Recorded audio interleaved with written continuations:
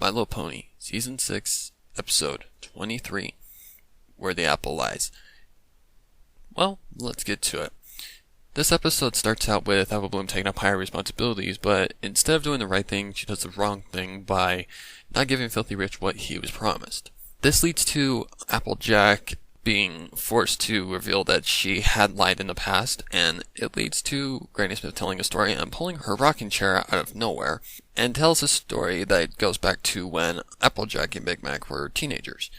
Now, this was the perfect part to show their parents and all that stuff, but Hasbro's gotta be strict about that crap. But anyways, in the flashback, we see Applejack and Big Mac fighting over who is going to be the better pony to take care of the farm when Granny Smith passes. So Granny Smith comes along and basically tells them to stop yibber-jabbering and get into town to get some stuff because of the apple plight. I'm not sure what that is because I've never really worked on a farm. They meet up with Filthy Rich, and Applejack promises something that she cannot keep. Goes back to Granny Smith, and basically Granny Smith pulls the Royal Caroline voice against Applejack, and basically tells her, absolutely not, you cannot sell the cider early, which I agree with her. If she sells it early, it's gonna go rotten. So Applejack, instead of just revealing, the truth, she continues to tell lies and lies and lies, and in the process, they end up with a Granny Smith story, and even end up in a hospital, where Big Mac's hoof almost gets cut off by a saw. There's also some pretty cool references in there, like The Shining. I caught that reference just as it went into the next scene. The two girls sitting in the hallway. Oh, that's creepy. But we also got some insight on why Big Mac doesn't talk very much anymore. And to see Big Mac talking was actually pretty cool, but I don't know, that part of the story was just a little premature, I guess I can say.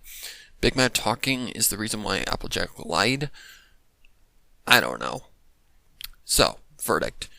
Well, my verdict on this episode is that there's absolutely nothing wrong with it. This is actually a very excellent episode with a great, great moral that can go with many, many, many, many, many, many, many kinds of people in this world. This episode, to me, gets a 10 out of 10 because it had a great moral and a good story altogether. It had a good humor in there. We actually got to see Filthy Rich's wife, originally named Spoiled Milk, before she had her pointy nose. I don't know what he sees in her, but she was pretty back then. But we're not getting into that kind of stuff. Altogether, this episode was just great. I'm giving it a solid 10 out of 10, but is it one of my favorite more favorite episodes of the season? Kinda, sorta. The top episode that is still my favorite is Gauntlet of Fire. Second would be Flower Brother, and third would be The Fault in Our Cutie Marks, sorry. But yeah, that's my thoughts on this episode. What did you guys think of this episode? Have you seen this episode? And if you like this review, remember to like, comment, and subscribe for more. And until next time, take care. Sparrow out for now. Bro Hoof.